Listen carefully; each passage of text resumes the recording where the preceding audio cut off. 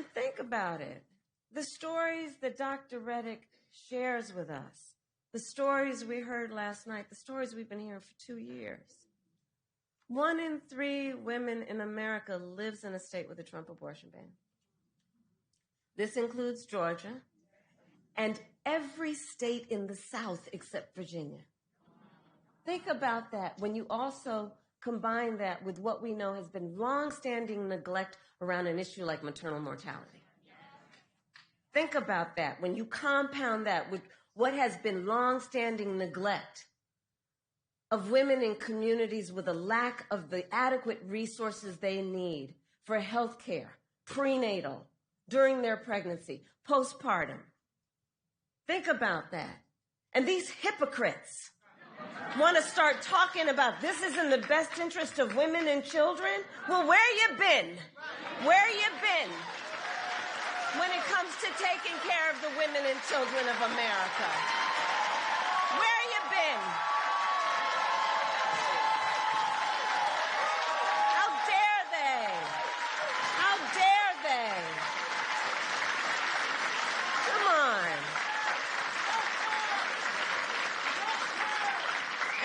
And we understand the impact of these bans and the horrific reality that women and families, their husbands, their partners, their parents, their children are facing as a consequence every single day. Since Roe was overturned, I have met women who were refused care during a miscarriage, wanted to have a child, suffering a miscarriage. I met a woman, I've actually met several, who were turned away from the emergency room. One at early stages after the Dobbs decision came down told me with tears, she was with her husband, about how only when she developed sepsis did she receive emergency care. Only when she developed sepsis did she receive emergency care.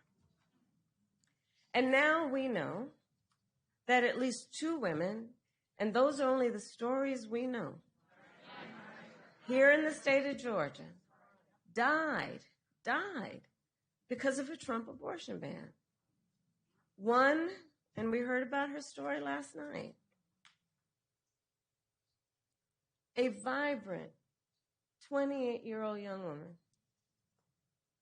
She was ambitious. You know, I talked with her mother and her sisters about her, and they described such an extraordinary life of a person.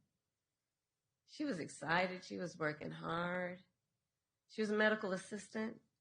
She was going to nursing school, raising her 6-year-old son.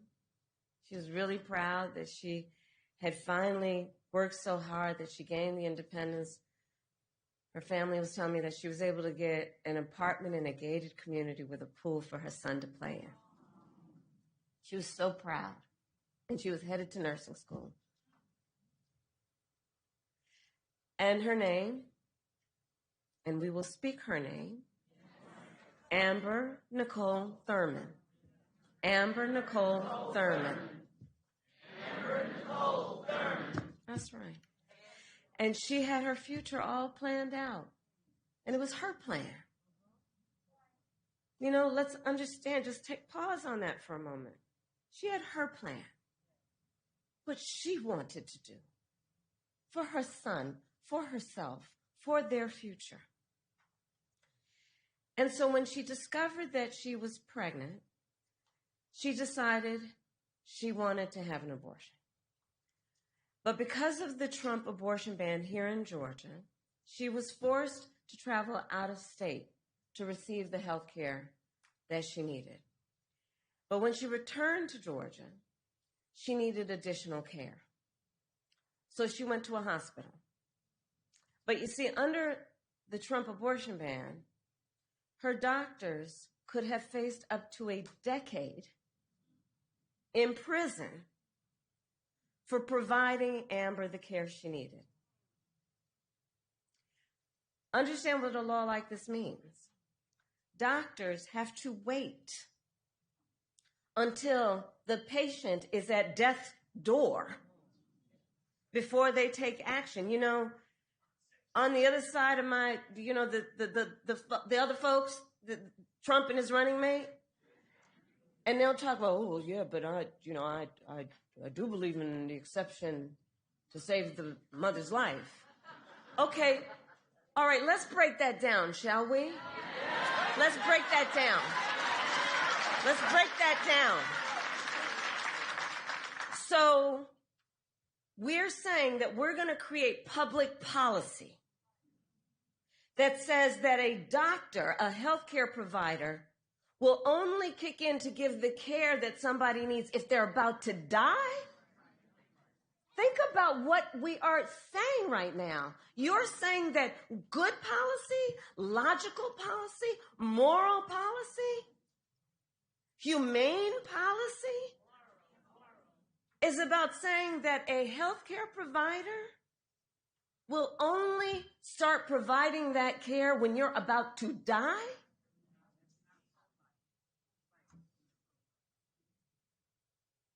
And so Amber waited 20 hours. 20 hours. Excruciating hours. Until finally she was in enough physical distress that her doctors thought they would be okay to treat her. But it was too late. She died of sepsis. And her last words to her mother, which her mother, as you know, tears up and cries every time she speaks it.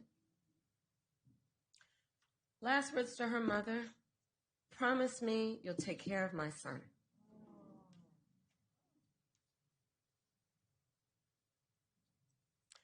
So I met last night and I spent time with Amber's mother and her sisters, and they spoke about